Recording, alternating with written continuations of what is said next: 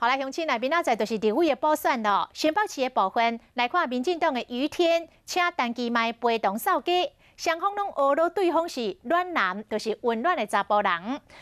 这个女性的支持者看到因两人拢真兴奋。国民党的陈世伟是邀请到连胜文骑就车队来扫街。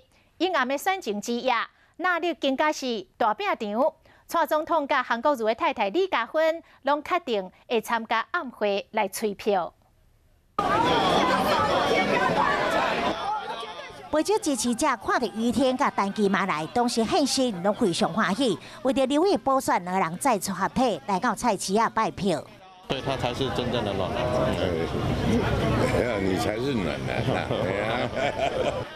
两个人互相抱，拢真客气。高目标就是要拼胜选，对手陈世伟因也找来连胜文作为骑上车队，走遍三重埔的大街小巷。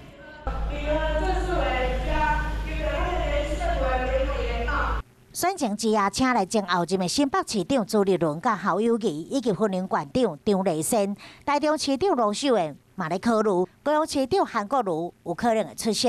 另外，于天呢，伊是请来前行政院长游锡堃，还佫有现任的苏贞昌院长、蔡英文总统麦登场。因为晚上的卡司，你会不会担心说蔡总统、苏院长会不会被加分节给逼过去？我相信这个苏院长跟蔡总统一定比他们更棒。韩市长他不会不管市委，卖菜郎支持卖菜郎。当然，我必须要体恤韩市长他的一个行程，以及他的公务繁忙，还有他的身体的状况。